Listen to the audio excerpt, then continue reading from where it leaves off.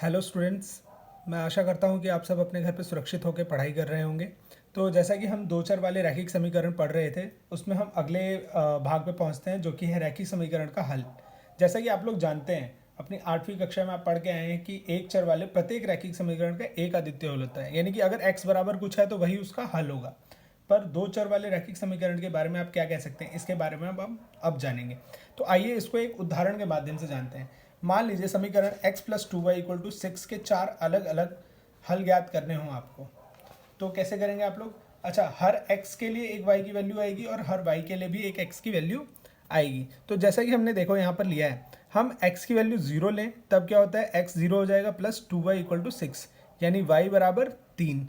यानी अगर x शून्य है तो y की वैल्यू कितनी आती है, 3। ये हमारा एक हल हो गया। इसी प्रकार अगर हम y 0 कर दें दिए हुए समीकरण में, तो y शून्य करने पर x की वैल्यू कितनी आ जाएगी, 6। यानी कि ये हमारा दूसरा हल हो गया। यानी हर x के लिए एक y आएगा और हर y के लिए एक x आएगा। समझ गए बेटा? जैसे वहाँ पर एक चर में सिर्फ एक ही चर होता था, x की ही कुछ ना कुछ वैल्यू आएगी। यहाँ पर x की कुछ वैल्यू रखने पे y की कुछ वैल्यू आएगी और y की कुछ वैल्यू रखने पे x की कुछ वैल्यू आएगी। यानी हर x के लिए y मिलेगा और हर y के लिए x मिलेगा। ठीक है बेटा? तो यहाँ देखिए, अगला हम x बराबर 2 ले तो 2 प्लस 2 इंटू वाई, यानी कि y बराबर 2, यानी x की वैल्यू 2 पे y भी 2 है। हम y इक्वल टू 1 ले तब क्या आएगा, y 1 लेने पे आता है x बराबर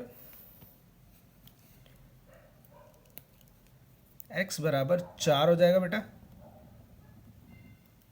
x बराबर 4,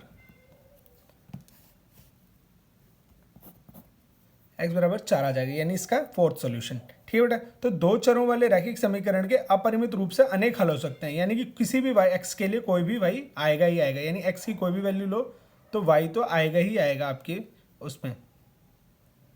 ठीक है बेटा? इसके बाद अब हम आते हैं अपने प्रश्नावली 4.2। 4.2 प्रश्नावली में बेटा कुछ प्रश्न दिए हुए हैं, इनको हम देखेंगे कैसे करना है। तो सबसे पहले पहला प्रश्न, निम्नलिखित विकल्पों में से कौन सा विकल्प सत्य है और क्यों? हमें दिया गया समीकरण y equal to 3x plus 5 है। 3x प्लस 5 दिया गया हमें। ठीक है बेटा? तो यह इसमें हमें बताना है कि एक अद्वितीय हल है, केवल दो ही हल होंगे या अपरिमित रूप से अनेक हल होंगे। जैसा कि हम जानते हैं यह दो चरों वाले रैखिक समीकरण है। तो अभी मैंने बताया कि दो चरों वाले रैखिक समीकरण के लिए अपरिमित रूप से अनेक हल होते हैं, यानी कि इसमें से कौन सा होगा, अपरिमित रूप से अनेक हल। जैसा कि हम जानते हैं दो चरों वाले रैखिक समीकरण अपरिमित रूप से अनेक हल होते हैं। ठीक है बेटा?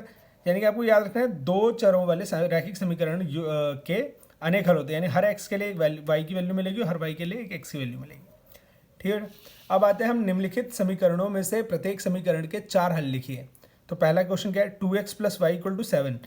अब आपको जैसे मैंने ऊपर उदाहरण में भी समझाया था, x की वैल्यू 0 लें तो y की वैल्यू आएगी 7, y की वैल्यू 1 ले लें तो x की वैल्यू आएगी 3, x की वैल्यू 2 लेने पर y की वैल्यू आएगी 3 और ऐसे ही x की वैल्यू 1 लेने पर y की वैल्यू आएगी 5। ये मैंने पूरा सॉल्व करके दिखाया हुआ है, आप इसको देखें। अगर कोई भी दिक्कत आती है आप फिर से पूछ सकते हैं मुझसे। ये पहला सॉल्यूशन, ये दूसरा, ये तीसरा और ये चौथा। हमारे पास चार सॉल्यूशन हमें निकालने हैं और हमारे पास चार सॉल्यूशन आ गए। इसके बाद बेटा सेकेंड पार्ट में क्या है, pi x plus y equal to 9। अच्छा, पाई का मान बराबर कितना होता है, 22/7। यह एक्चुअल नहीं होता पर इतना हम मान के चलते हैं। ठीक है बेटा? पाई का मान होता है 22/7। ये पूर्ण रूप से सत्य नहीं है, लेकिन इतना मान के हम चलते हैं। तो मान लीजिए x की वैल्यू 0 रखने पर y की वैल्यू 9 आएगी, y की वैल्यू 0 रखने पर x की वैल्यू 9/पाई आएगी। ठीक है बेटा? ऐसे ही हम x इक्वल टू 1 रखें तो पाई इंटू 1, यानी y की वैल्यू आ जाएगी 9 माइनस पाई। ठीक है? ऐसे y की वैल्यू 1 रखने पर x की वैल्यू आएगी 8/पाई, y इक्वल टू 1। ये हो गए हमारे चार सॉल्यूशन। बेटा इसके सॉल्यूशन और भी हो सकते हैं। मान लो मैंने तो सिर्फ 0 और 1 लिया है, आप इसमें 2, 3, 4, 5 कुछ भी रखेंगे तो एक वैल्यू और आएगी। तीसरा भाग, x इक्वल टू 4y, यानी कि अगर x इक्वल टू 0 लें तो y भी 0 हो जाएगा, x इक्वल टू 1 लें तो y 4 हो जाएगा, x 4 हो जाएगा, x इक्वल टू 1 लें तो y 1/4 हो जाएगा और y इक्वल टू 2 लें तो x। अब इसमें ज़रूरी नहीं कि आप यही चार ले सकते हैं, आप चाहें तो x बराबर 2 लेंगे तो y क्या आ जाएगा, y आ जाएगा 2/4, यानी कि 1/2। ठीक है बेटा? तो आप कुछ भी लेंगे, हर x के लिए एक y आपको ज़रूर मिलेगा ही मिलेगा। ठीक है बेटा? तो ये आपको अपने से करना है अपनी कॉपी में। अब आते हैं हम प्रश्न 3 पर।